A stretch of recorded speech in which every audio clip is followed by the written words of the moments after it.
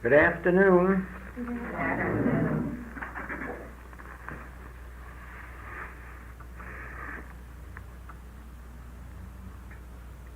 We have started out on this trip for a specific purpose.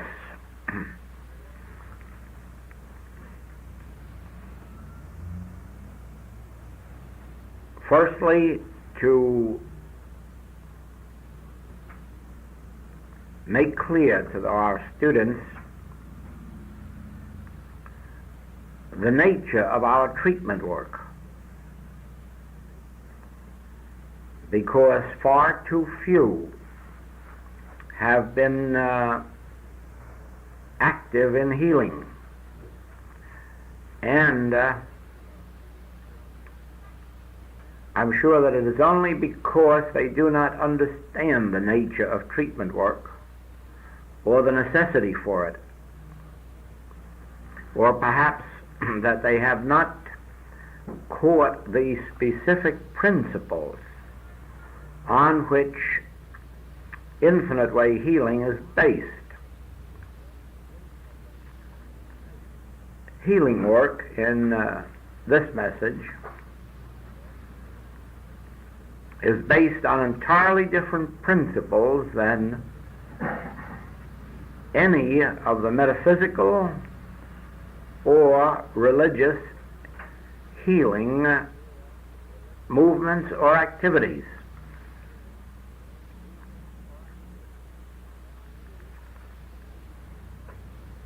There are two reasons for this.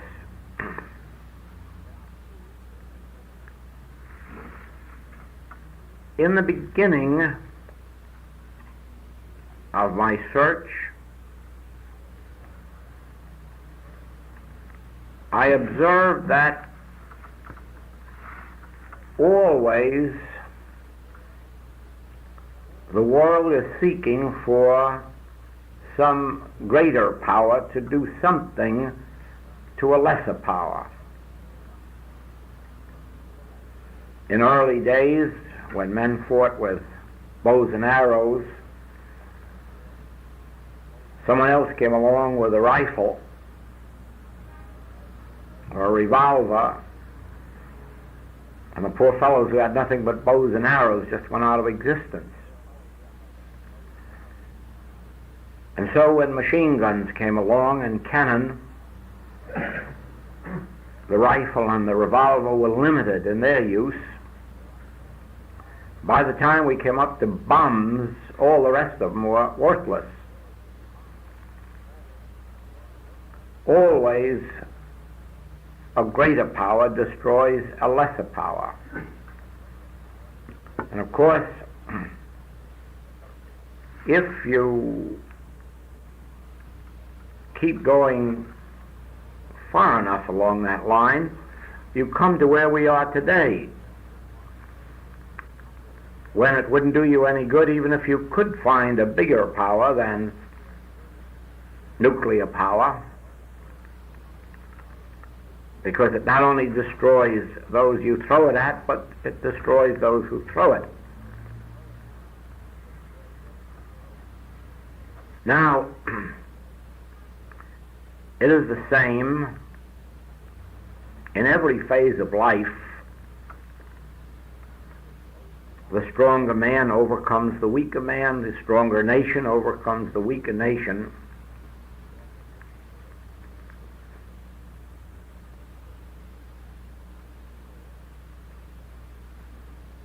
Until you wonder, where is the end of this power? Or where is the end of power? There was a time when the human mind was, well, let's call it virgin. That is, when nobody had ever used a mental power on a mental power, when no one had ever mentalized anyone else. Mental healing was a simple thing.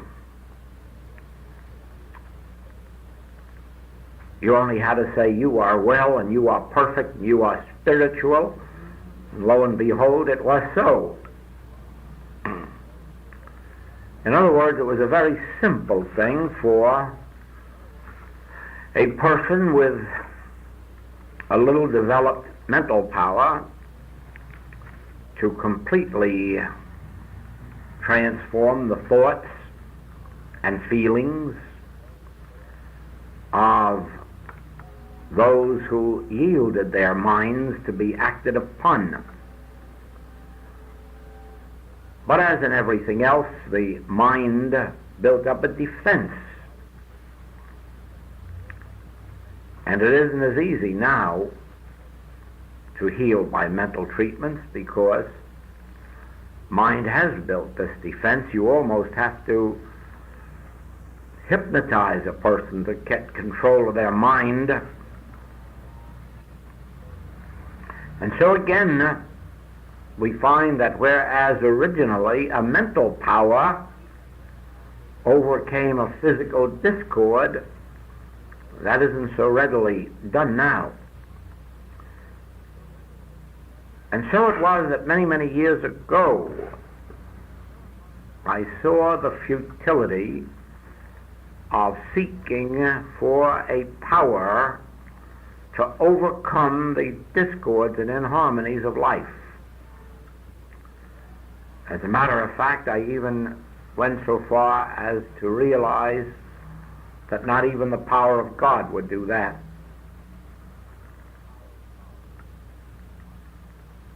And so the search wasn't for another power.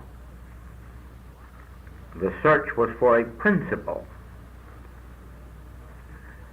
And when the principle revealed itself, it was the principle of no power, or non-power, what Gandhi called non-resistance, what Jesus called resist not evil, non-resistance, turn the other cheek, walk a second mile.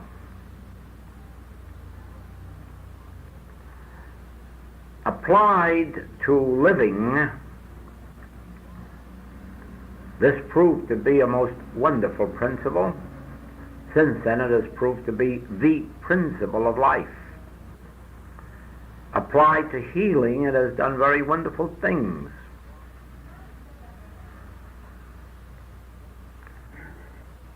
But although the writings convey that principle, teach it, emphasize it, very few students catch it. The reason is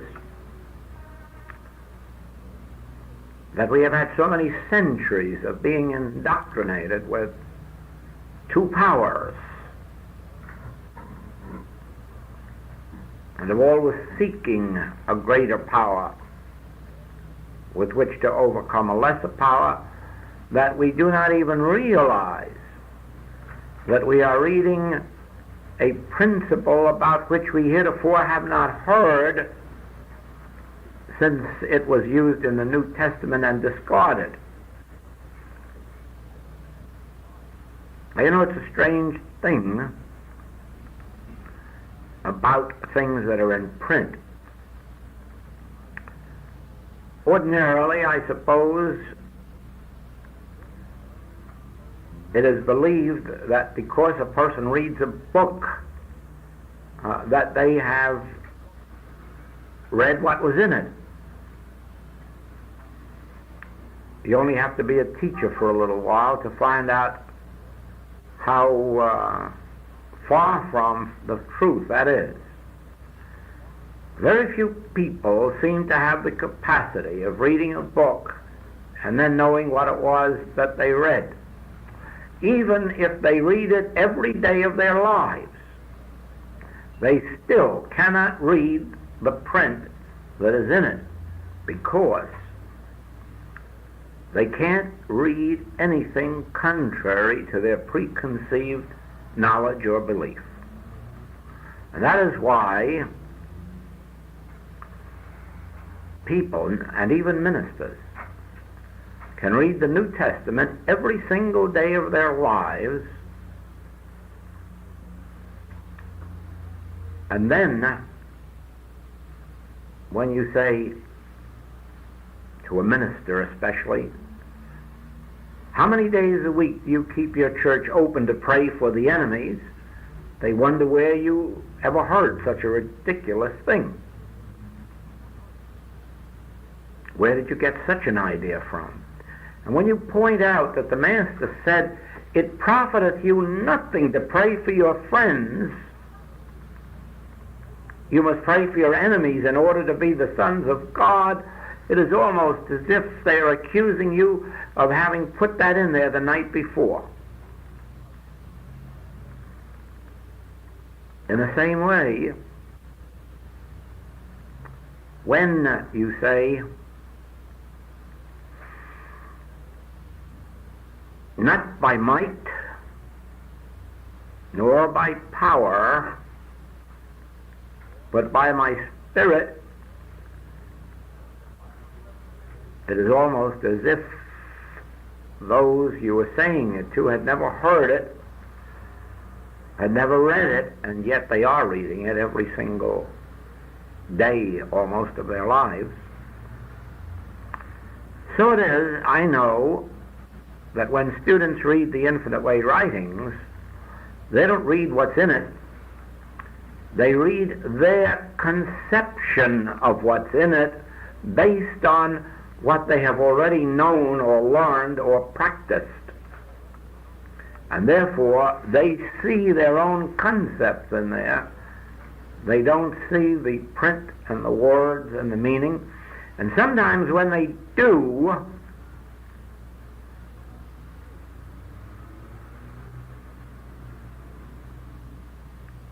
they take it right out of its context instead of reading it in the line of the entire message. A minister did that one time, wrote me a letter to the effect that he loved the Infinite Way, loved the writings, agreed heartily with most of it, but I was all wrong about teaching that you must not pray for things, because Jesus said in the Lord's Prayer, give us this day our daily bread. And when I wrote back to the minister that Jesus was entirely right, but that he wasn't talking about baker's bread, because he said, I am the bread.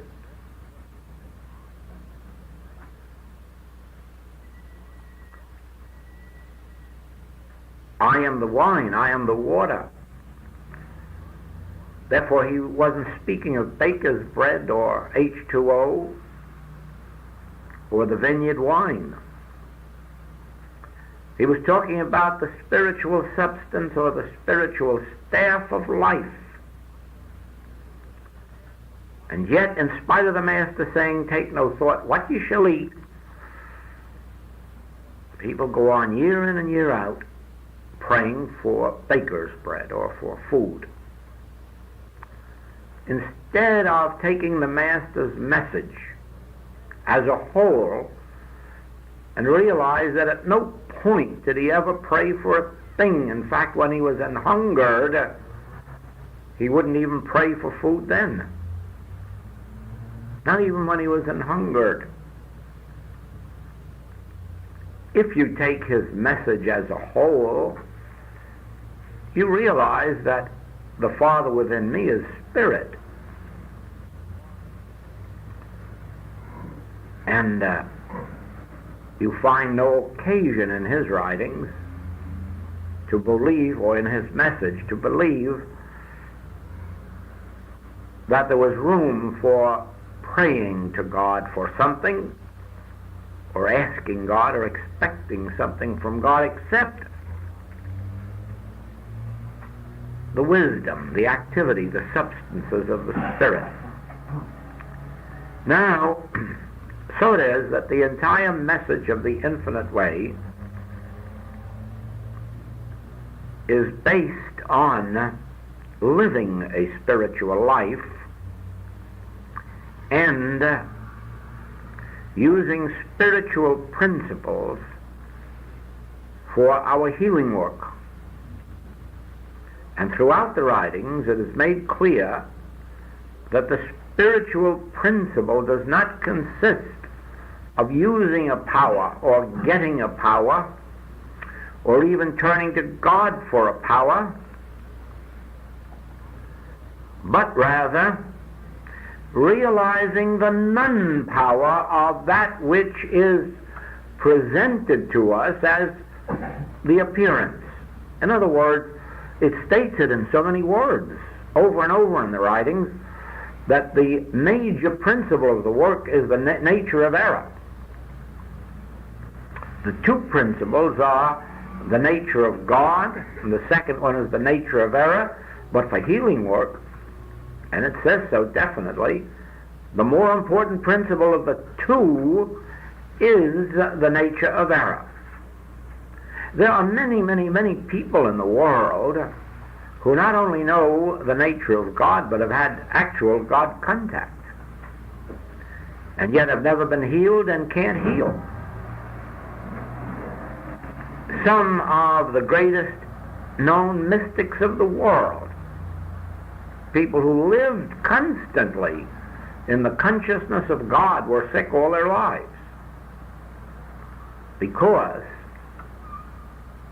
unless one attains the realization of God not as a power, but rather attains the realization of error as not having power, therefore not needing a God power to do anything to it, one cannot accomplish spiritual healing. Mental healing, yes. Mental healing is merely an individual with either a natural or a developed power of mental concentration, using that with a person who either hasn't that developed mental power or yields their mind to another. But spiritual healing is entirely different. Spiritual healing isn't an appeal to God.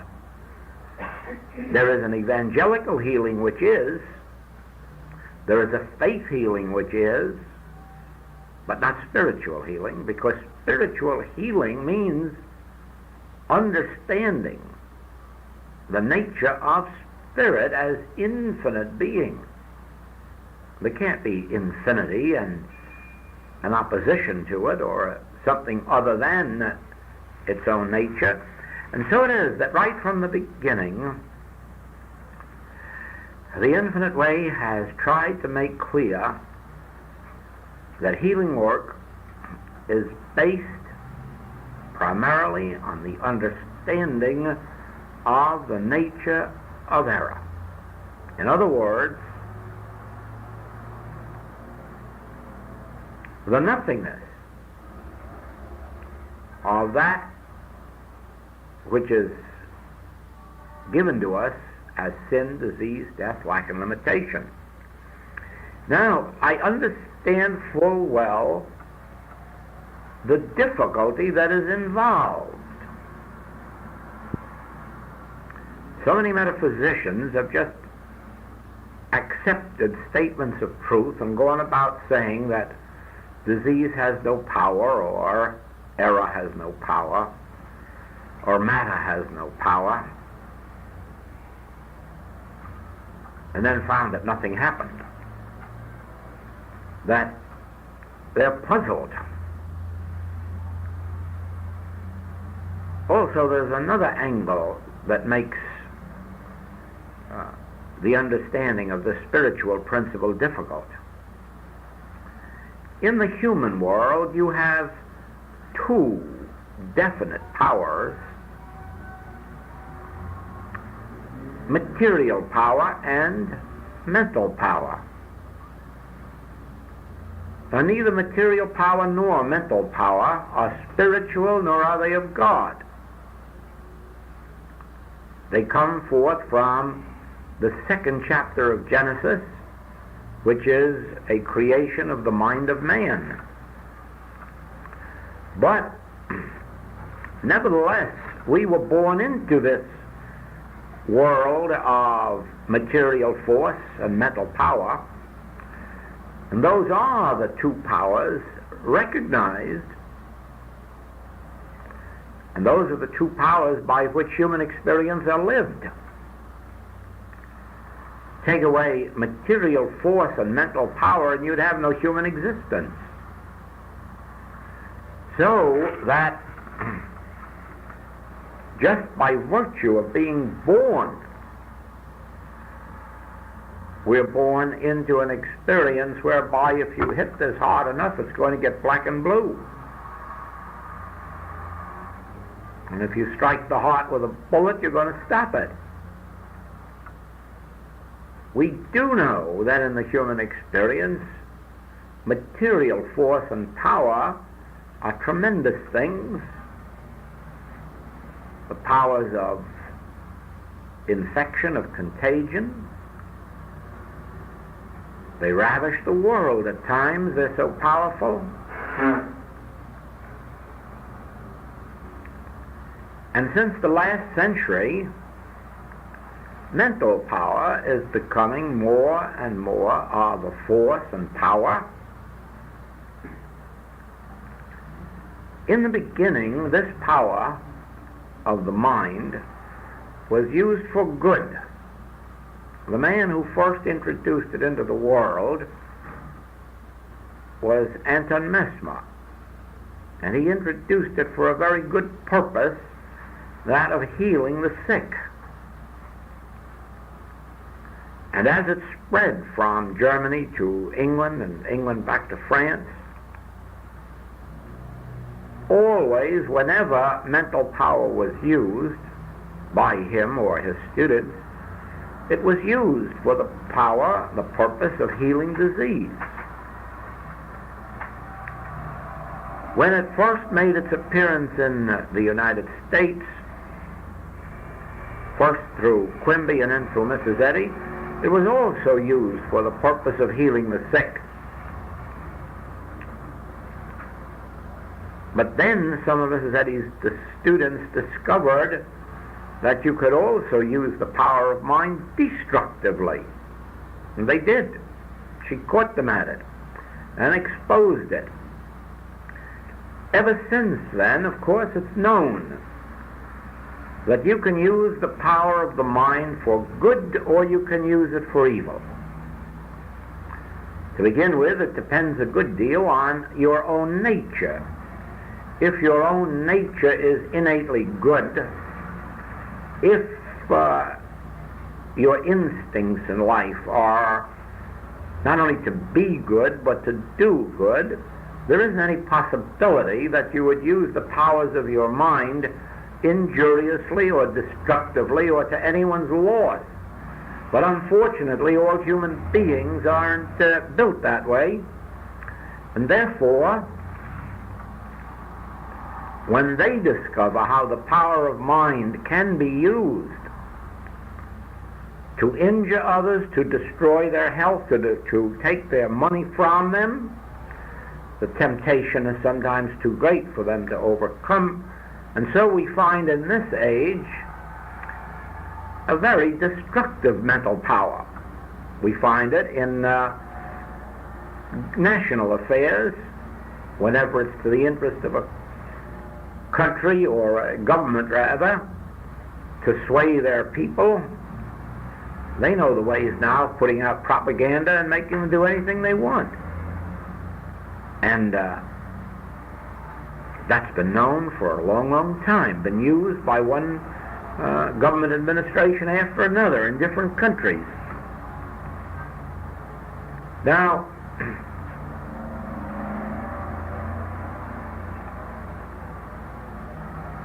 the latest exhibition of it, of course, was the experiments that were tried with subliminal perception in advertising, which was nothing more nor less than an attempt to make you buy something that was desire to be sold, whether or not you wanted it, whether or not you could afford it. That didn't enter these people's minds. That was not their business. Their business was to sell. And if you could be made to buy it, even to your injury or destruction or loss, that was not their concern. They were in business to make money. So you see that mental power can be used for good or for evil, just as material force can be used for good or for evil. You can use the strength of your hands to give or to get, to pet or to punch. You can use your body in so many different ways that bless and so many different ways that curse.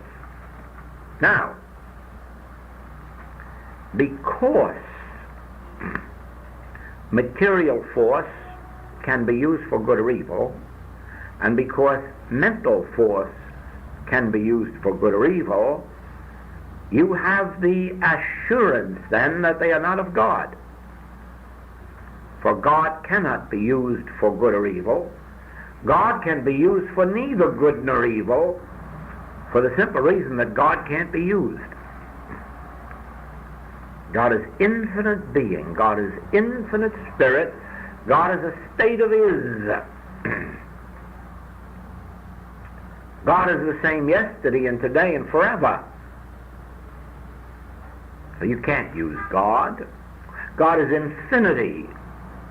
Can't expect anything less than infinity to act on infinity, to move it, to influence it, to use it. God can't be used. And God cannot use itself destructively. God is the creative, maintaining, and sustaining principle of life, of all form, of all being. Therefore, there is not a thing in God's creation that can ever be destroyed, or injured, or harmed. Now, when you begin to perceive this, you know right well that in the material and in the mental realm, the only things that are going to act on each other will be a greater force, and a greater force, and a greater force. And thus you would be caught really on a wheel from which there would be no escape, just as these governments are right now. Caught on this wheel of nuclear fission, each one fearing the other, each one scared to death that they'll frighten the other, each one alarmed that the other will do something first. It's a wheel of fear. There's no escape from it. Don't ever think there is. And no escape. As long as one is thinking in terms of power, more power, or using power first, there's no escape. The only escape from that wheel is to learn of that which nullifies power. That's all. Not to seek for more power. Now, the unfoldment that led to the infinite way was exactly that. And the revelation was that material power and mental power dissolve, either one or both, dissolve in the presence of no power. Both dissolve in the realization that neither material power nor mental power were created by God, or maintained or sustained by God, or that they have a law to support them. Then you find how quickly the erroneous manifestations of force and power dissolve and leave in your experience that which we will call harmonious material and mental conditions, but which aren't that at all. They're really spiritual conditions interpreted by our finite sense as harmonious material and mental conditions. In other words, you take even the insane, and with this work produce sanity. And of course, to all appearance, all you have done is change a wrong mental condition into a right mental condition, but that isn't what has happened. What has happened is you've dissolved the mental condition and brought to light the spiritual wisdom or spiritual mind of the individual, which is not subject to change or to chance or to accident. In the same way, when you are healing and a physical discord disappears, it might be a fever, it might be a lump, it might be an overgrowth or an undergrowth, it may be an overactive organ or an underactive organ, but the moment it is restored, it is not the change from discordant matter to harmonious matter. It is the dissolution of the belief in the power of matter, or the power of force, material or mental, and then the revelation of spiritual activity and spiritual substance and spiritual harmony, although to our eyes, to our five physical senses, it will merely appear as if a discordant condition of body became harmonious, or a discordant condition of mind became harmonious. But actually it isn't. It is the dissolution of the belief of either material or mental power and the discernment of spiritual activity, which to us appears mental or physical. Now, when you understand this, you can reduce the healing treatment to a simple process, one that is not difficult to understand, one that is not difficult to attain, although a time element is necessary.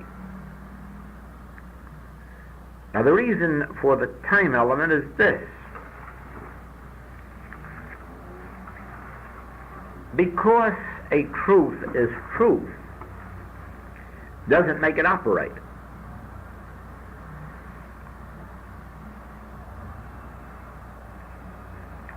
An individual has to attain much more than the intellectual knowledge of the truth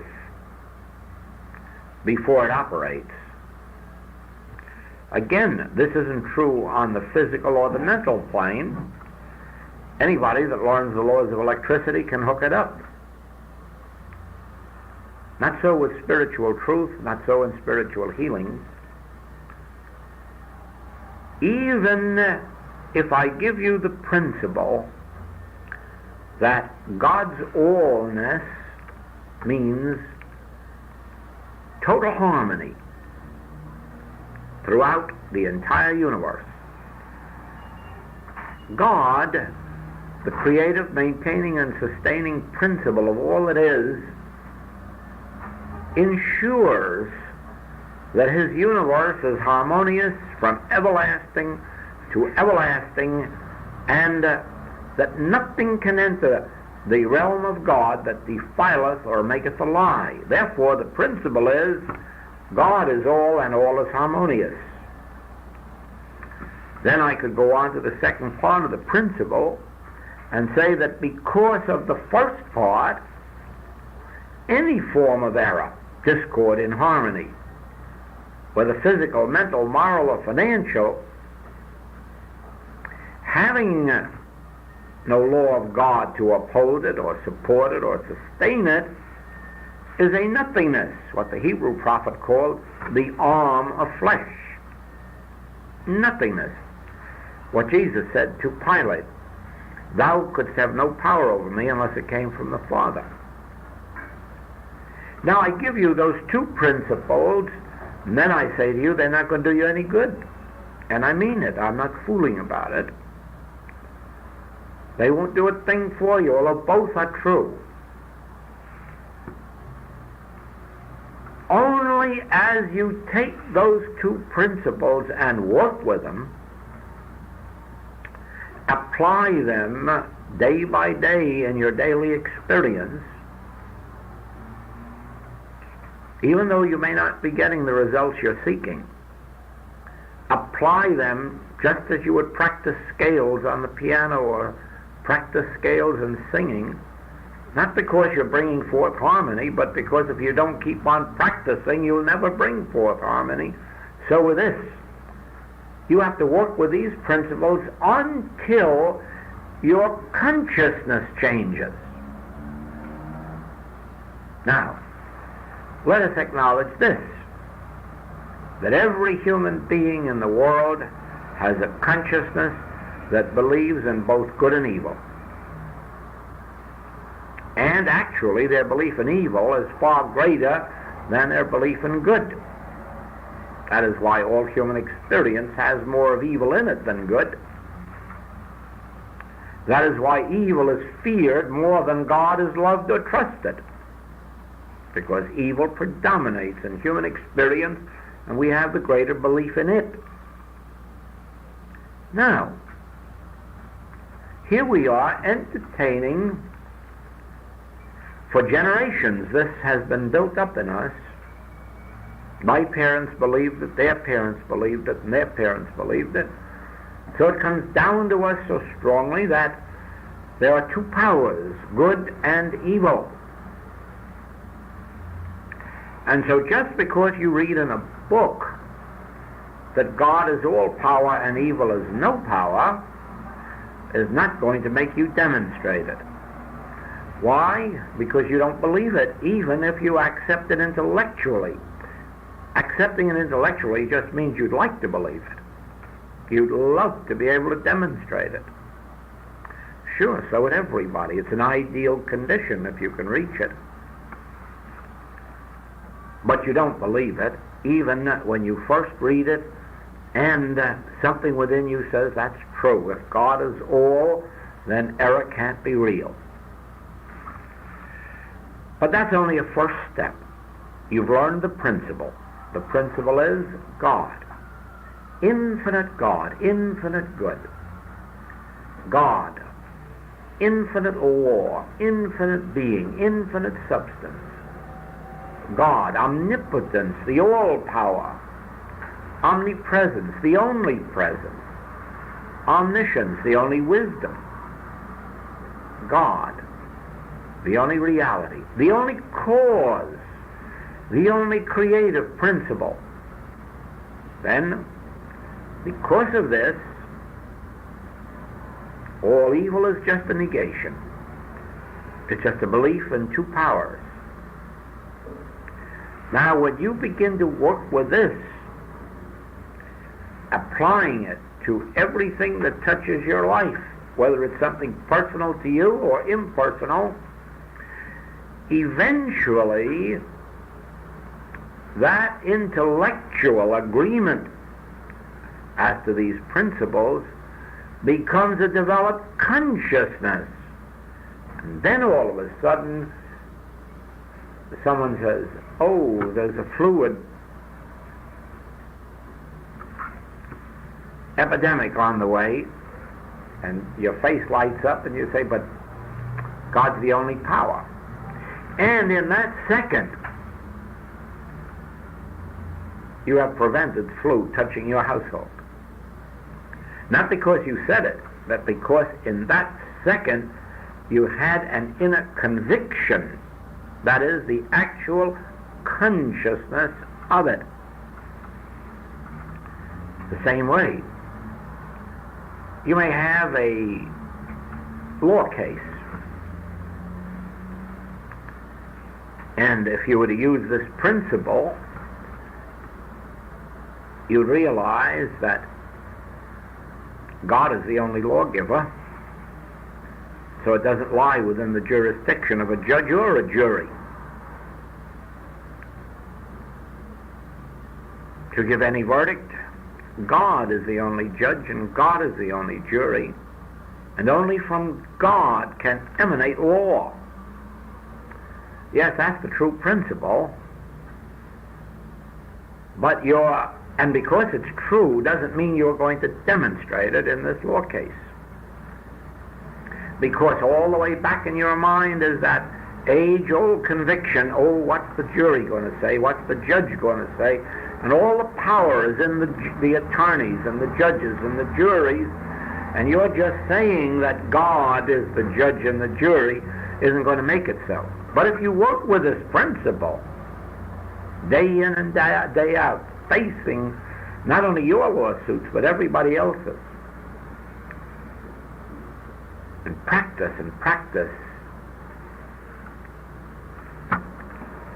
no decision of man is decision. God is the only decision. God is the only judge. God is the only lawgiver. God is the only law enforcer.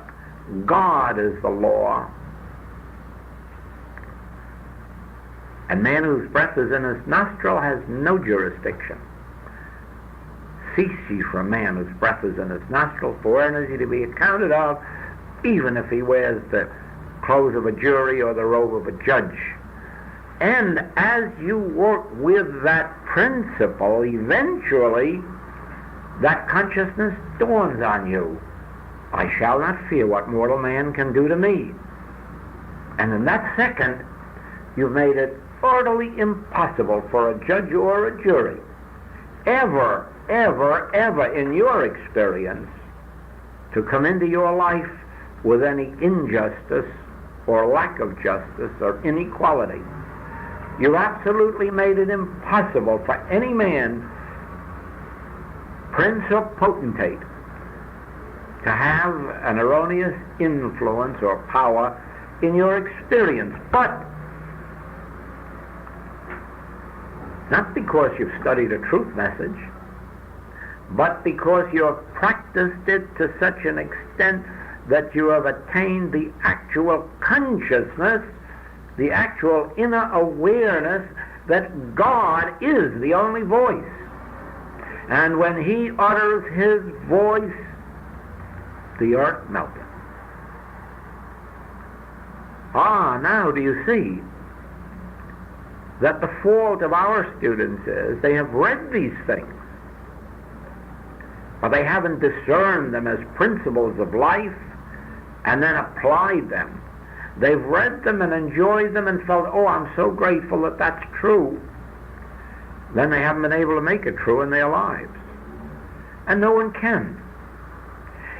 These principles have to be worked with and worked with and worked with until we pass, or our language in our writings is, make the transition from the intellectual knowledge to the spiritual perception or actual consciousness. I suppose on a human level we can liken it to the person who can play piano by reading the notes up there and following every note along, and the other person who has music in him and just sits down and it flows out. Now, so it is. From the very moment that we perceive these two principles, we could begin to do healing work if we would give good, specific treatments, and sometimes give them frequently. That is, we might have to repeat them 2 and 3 or 4 times in a day, always holding the treatment to these principles. Not sitting around with some kind of a religious face, waiting for God or Jesus to do some miracle in your life, Not sitting around piously believing, well, I'm good and I deserve to have good happen to me. There have been better people than you and I on earth that have had lots of worse things happen to them. Being good will not bring spiritual power into your life. All of the people who live by the Ten Commandments are good. And sometimes they're more difficult to heal than the sinners. You see, it's very easy to work with a sinner and very easy to heal them, because a sinner knows right well that they've been sinning, and they know they're unworthy, and they want to be healed, and it develops in them a sense of humility, a sort of, I don't deserve it, but I sure hope for it. And in their very humility, they open themselves to God's grace. And these people who live rigidly by the Ten Commandments are so sure of their own goodness that they forget that only God is good. They forget that even Jesus said, why callest thou me good? He knew the source of goodness wasn't himself, it was God. And that's why it is that until a person gives up their self-righteousness, until a person gives up this sense that I am good, I am honest, I am moral, they stand in their own light, in the light of their own spiritual development, because it becomes necessary for everyone sooner or later to realize if there's any goodness in me at all, it's God functioning. And in that realization, the necessary humility is there. It's the same in healing work. The moment a person believes that they have healing power, or that they are spiritual, you can be assured of this: they're barren. They're as barren as the barren trees. Because it never could be true. Nobody can have healing power, and nobody can ever be good. Nobody can ever be spiritual. The reason is God is spirit, and God is good, and God's grace is spiritual, and we are just the instruments through which that appears. Like a tree. A tree isn't good. Really, a tree isn't even fruitful. A tree is just something that stands there and lets nature work, and the fruit appears. And all the tree did was stand there.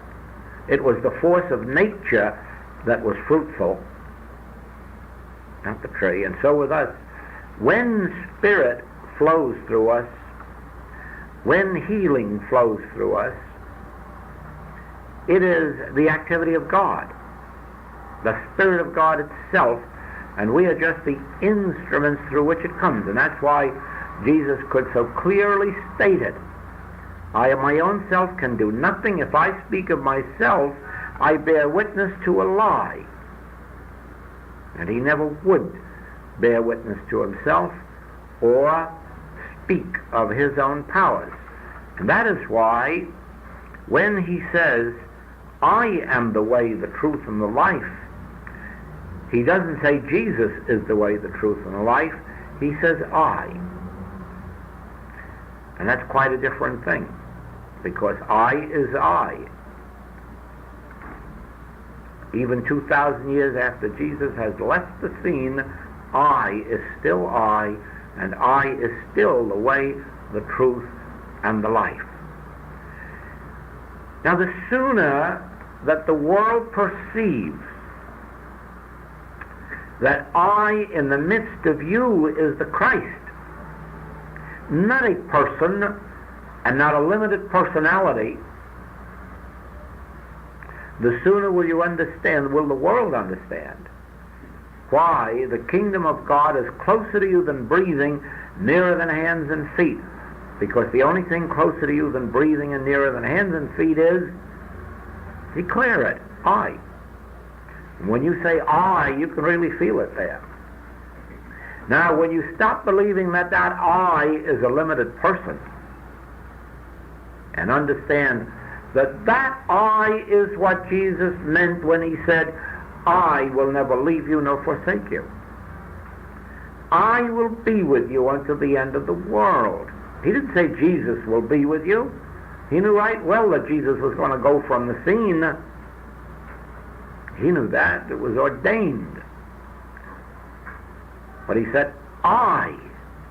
And he told you that Jesus of himself could do nothing. Even if he could stay on earth, he could do nothing. But he said, I, before Abraham was, I am with you. I will be with you to the end of the world. I. Then you will know why you do not have to take thought for your food, for your clothing, for your raiment. That is why you do not have to fear the passing of years, as if they could bring age. Of course they can, as long as you're on the physical and mental level.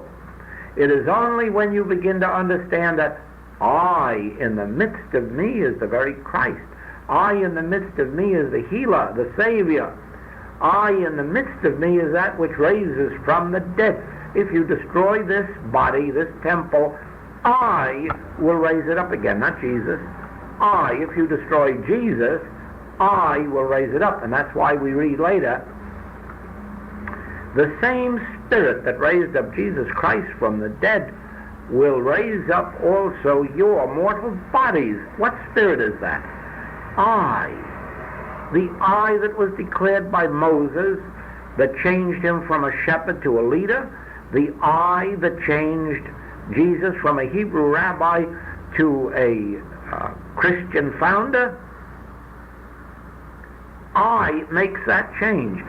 It has made everyone. It took a man named Gautama and made him Buddha.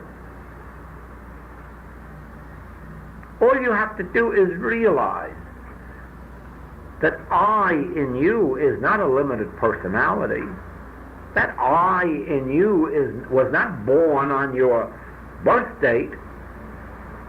No, that I brought your body into this world merely as an instrument for its functioning. If you study the infinite way long enough, have its classes, you find out that you aren't even in your body. You know that. Every one of our classes, we have that experience of searching from the toes to the top of the head and discovering that we aren't there. And we aren't. No surgery yet has ever revealed an individual inside their body. Never. Never. No one has ever been found inside of a body. Nothing's ever been found in there but flesh and blood and bone. Never a person, never a consciousness, never an I. Just doesn't exist there. And so you learn as you practice. Am I in my feet? No. Are my feet me? Certainly not. My feet are mine. My knees are mine. My limbs are mine. My chest is mine. My stomach is mine. My head is mine. My ears, my eyes, my throat, my hair. All this is mine. Now where's the me that owns it all? Where am I?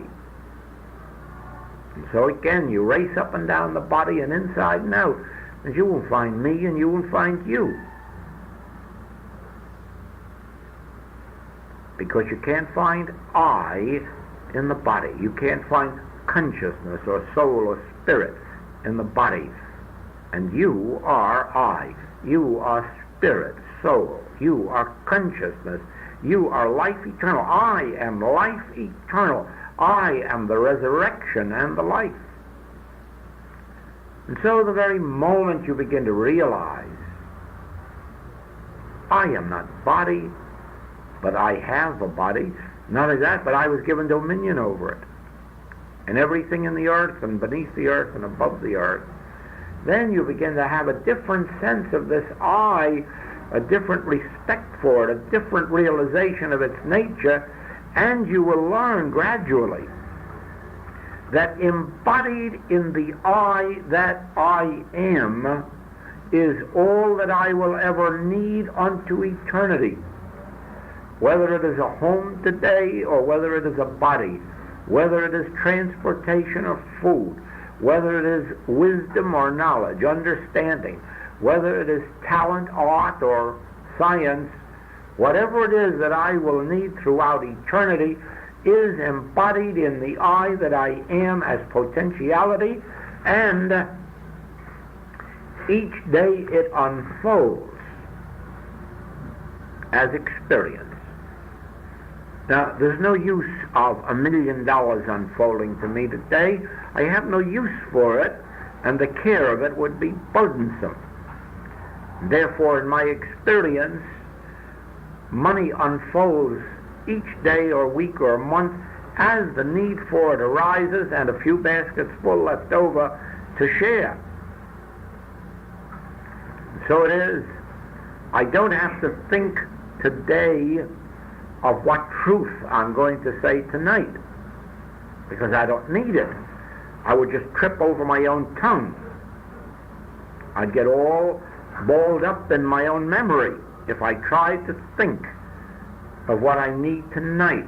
Sufficient unto tonight is the need of tonight. And then God says to Moses, don't think of what you're going to say. Open your mouth. And I'll put the words there. Certainly. Open your purse and I'll put the money there.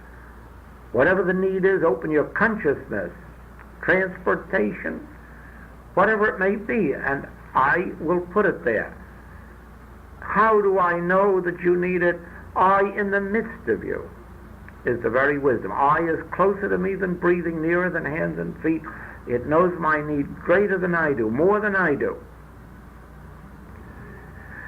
But, you see, telling the students this, having it in books, on tapes, does very little for them.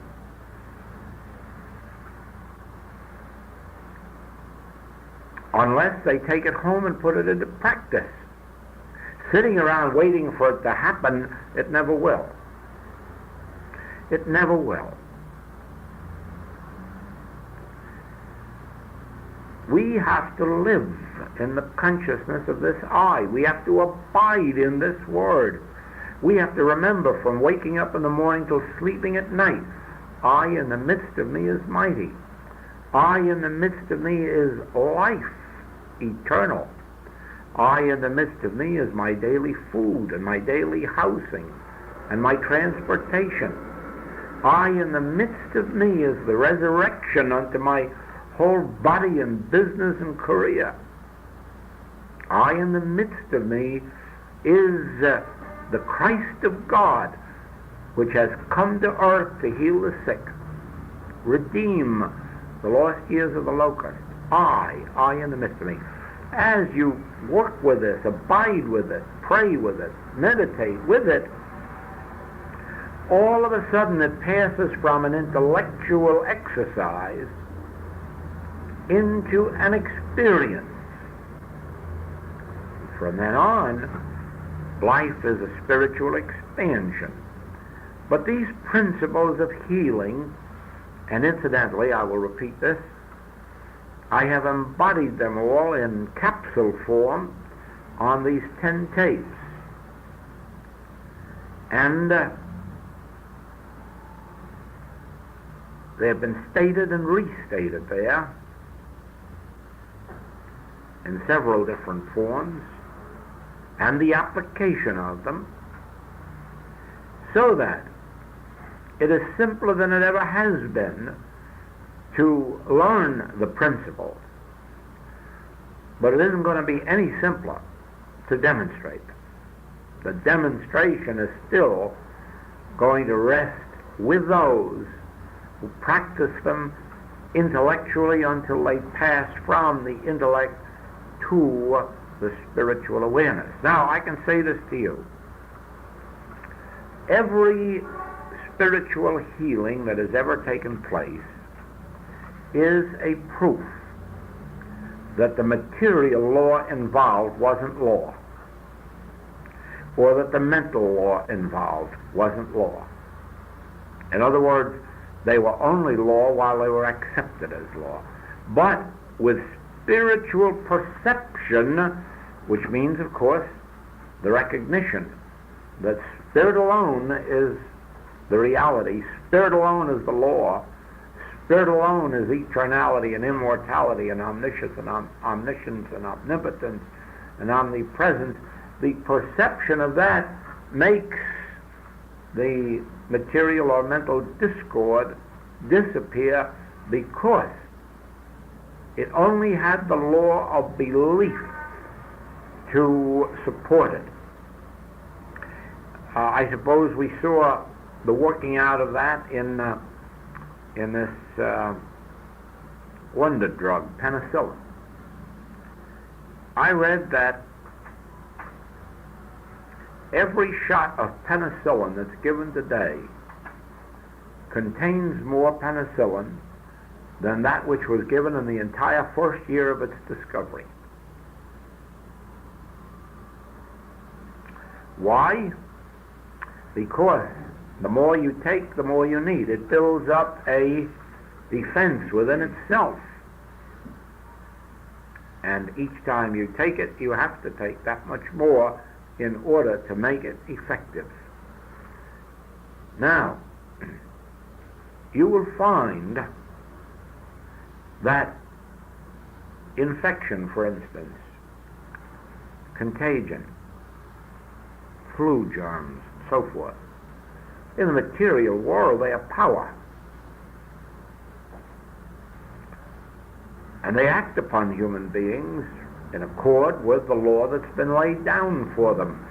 But the very minute that they come into contact with the spiritual realization of God as the only substance of being, the only cause, the only power, the only being, you will find that the germ doesn't operate anymore.